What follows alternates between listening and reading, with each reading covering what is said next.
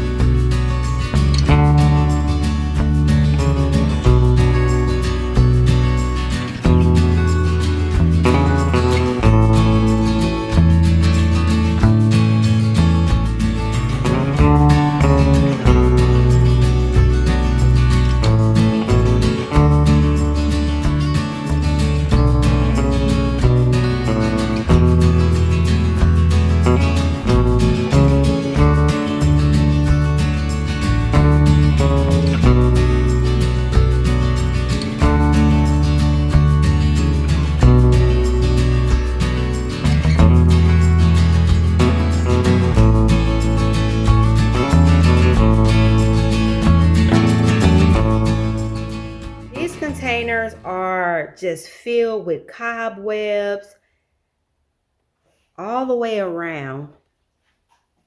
You can see where they're not really the cleanest right now.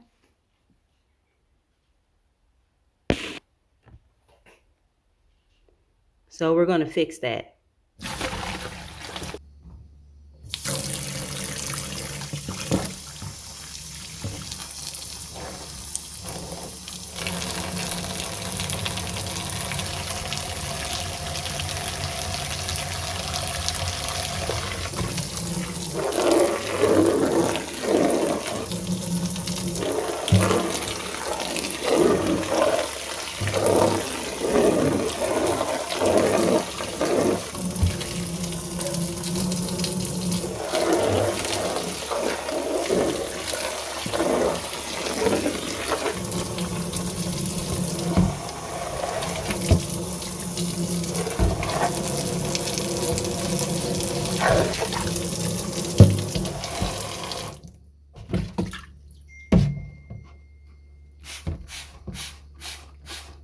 I'm just going to spray the bucket down in order to just get any type of residue. And now I'm going to fill it up with just plain water after I rinse out the bleach spray.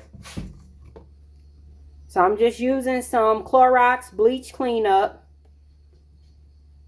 and sprayed everything down. I'm going to rinse this out, and I just want plain water because we're going to wipe down the terracotta pots.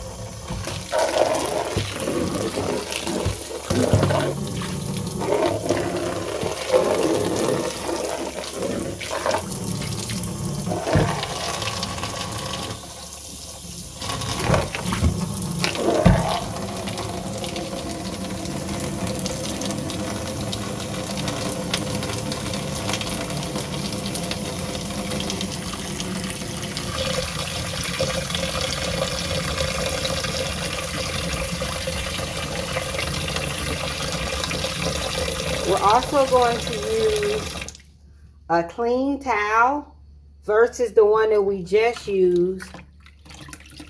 And let's go get our terracotta wipe down. You can add a little bit, just the smallest hint of vinegar. You can add the smallest hint of baking soda. I don't do that. I just like to use just plain water and a nice clean towel.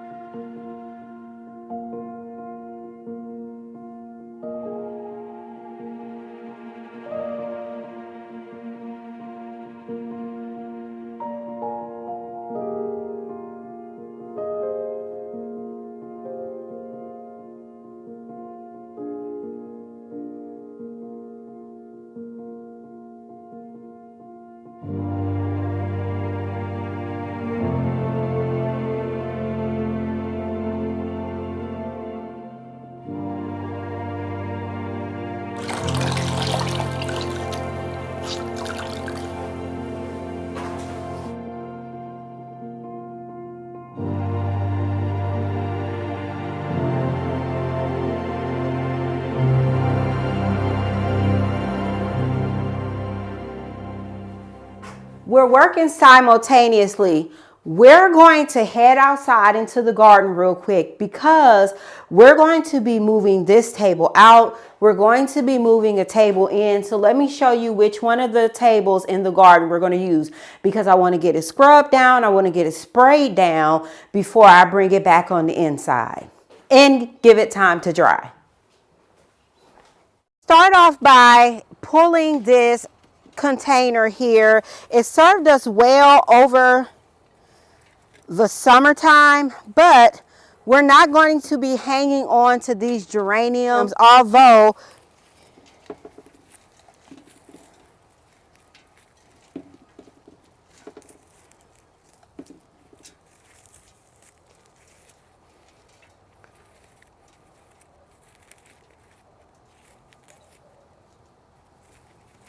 yeah, we're not going to hang on to these. We're going to go ahead and just toss these geraniums here.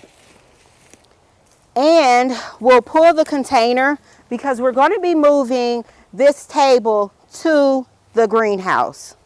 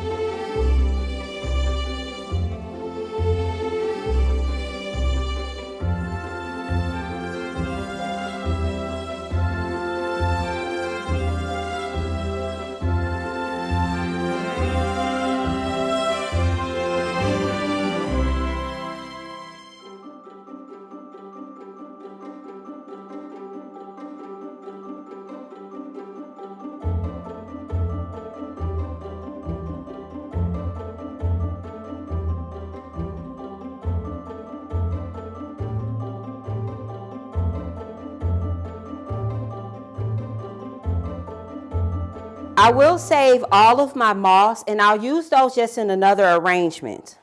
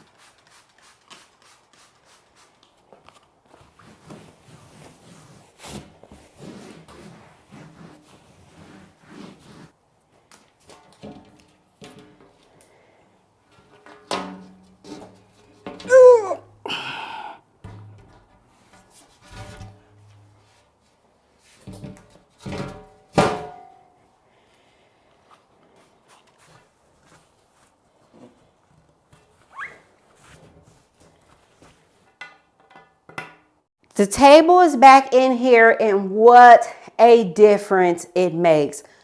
I was looking for a bistro set because these chairs sit off quite some ways from the table.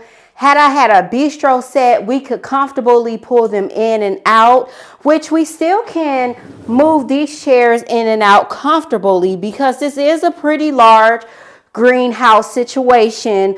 But the bistro sets would allow us to move freely. I mean, we still can move freely, but I just didn't want any of this. You know, when you got to move to the side like you're doing the dance, you know, like you getting ready to hit the electric slide. I didn't want none of that. So it fits in here pretty nice. There might be some tight areas, but we're going to get an arrangement on the middle of the table. You guys, let me show you this. But then also I got some scandalous to tell you. We are going to sit a saucer, if you will, down in the middle of the table. Let's go grab that and I'll show you how we're going to even it out because there is a small bump in the center of the table here. So what I'm going to do is let me show you what we're going to use. Our toilet shims, you guys, I'm telling you, I cannot stress this enough. If you are going to get into doing arrangements in your home, these come in handy when it comes to leveling out like your arrangements, especially if you have an elevated piece like this, or you're planting down inside of a tray and where you have your plant position is on the edge so it tilts down. These come and play and they just help you level things out. Let's go get the saucer that we're going to set right here. Since I want the saucer to be larger than the typical terracotta pot, I do want it to stick out a bit. And then I also don't want to do cream on cream. I do want it to look differently. I kind of want it to stand out, if you will. We're going to move these terracotta shards here from our broken container. Set these out of the way. We're going to grab one of these trays. And we'll set these back in here. And then again, I'm going to take my broken pottery and I'm going to just set that in the bag. We're going to be using this tray. And I love the fact that it's aged, it looks worn. So it gives it that more antique feel. Although we made these together not too long ago. Look at this. Look at this. Look at this. Look at this. In full bloom. I'll take a moment. Amaryllis in bloom, and aren't they gorgeous? You guys, I have broken a record. I was actually trying to get out here maybe, I want to say 2 days ago because my first bloom had opened up and then my second bloom have opened up. I have been sharing with you all my personal research that I have been doing over here on the channel where I show you all the way that I, force blooms, bring things in and out of bloom early. So many times throughout the wintertime, especially down in the comment section, it's like, how did you get that in bloom around this season? I have been working on ways to force those blooms. I have broken my own record, you guys. Now, I also have shared with you all in the past on how I will take Amaryllis. I will bring my Amaryllis from year to year. So if I get a bulb in 2001, I'm using that same bulb. 2002, and I know I done took it back 24 years. 2000. I'm going to bring that same bloom, that same bulb on and on and on and on until I can't use it no more or until I fumble and I mess up some way or somehow and the bulb perishes or whatever. So that's one of the things that I have been working on. And I can honestly say that if you save your Amaryllis bulb, it gets sweeter as the day goes by. Each year your blooms will be bigger. The larger the bulb, the more bloom stocks you're going to get from that bulb. So if you are buying your Amaryllis bulbs new this year, you want to make sure that you try to get the largest bulb that you can afford to get. Now, if you want to have a beautiful show, go with a smaller bulb and just buy more, because the larger the bulb, the more expensive it is going to be. So yes, maybe start out with 3. Maybe start out with 5. Maybe start out with just 1 and then keep that, and then the next year you add to it, or you use that one big large bulb as a centerpiece. There's so many things that you can do in order to start, ramping up your collection of Amaryllis bulbs, and that's one of the things that I like to do. Let's get to the shade of this. Okay, so we came in, we planted up this arrangement. We had the Amaryllis bulbs around the middle, and we came in and we used some blue violas around the centerpiece. My good girlfriend, she called me because she had seen, the planters that I had done, and she asked me if she could have some blue pansies. And I told her, that's fine, I can give you some blue pansies, but they are not in bloom. And she said, oh, I need something that's in bloom. I said, well, the only thing I got in bloom is my violas, but you can't have those, because I wanted the blooms to come up, sit stout around, just like how we had planted it up. That was my vision. And then I wanted you to be able to give a nod to the pansies here, the blue on blue, because in this room over on the other side, we do have blue and white furniture. So that's kind of like the theme of my room here. It's kind of like a blue and white, if you will, and I just play off of those colors. I was out doing errands and I came home, and Laura gave the violas that were inside of here to my friend. Now, I know it was manipulation on Laura's side, but I clearly said, give her the rack of pansies, not the violas. Laura gave her the violas. To me, when I thought about it, like, I just kept thinking about it, like, what answer could you give someone, Laura, that would justify you doing that? It just didn't justify itself. So we're going to start all over. So we can do a couple of different things. We can go in with some moss, or we can go back in with some pansies. Comment down below. Let me know what we should do. So what I'm going to do, I thought about going back in with the moss. That is so cliche, but I do want to complete the look. Although she nagged the violas out of here, we are going to go in with the pansies, the same ones that's over here and these urns here. We're going to go back in with some pansies. They aren't in bloom, but you'll be able to get the rhythm, the flow, and actually they'll drape a little bit better, because the pansy is going to give you more of that drape. Then you'll eventually get a drape from the viola, but it takes a little bit longer, and that pansy is more forgiving and it's more draping. So let's pop those in really quick.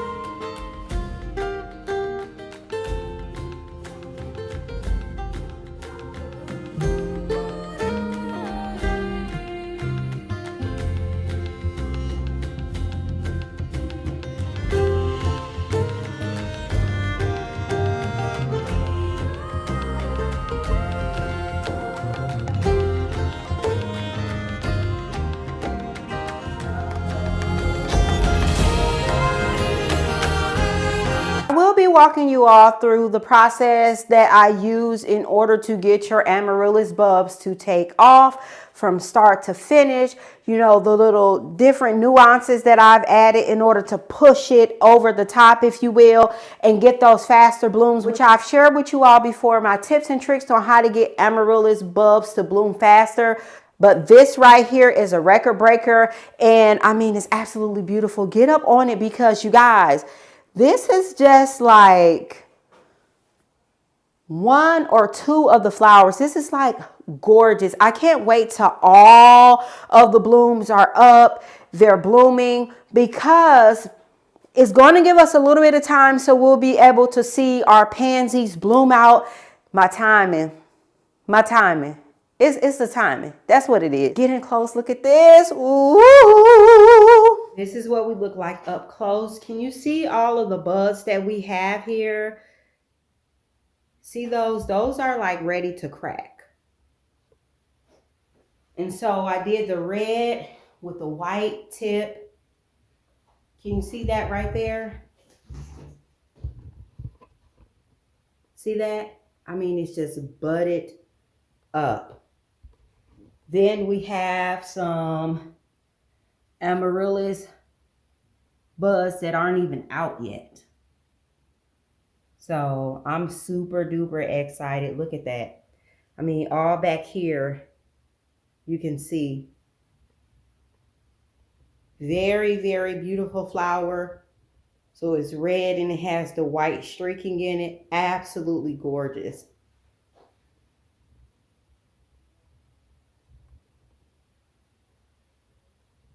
Now, can you imagine we'll have the blue down at the bottom, and then at the top, you'll have the red amaryllis, and then you'll also be able to see that white streaking. Absolutely beautiful, and it definitely screams a winter arrangement.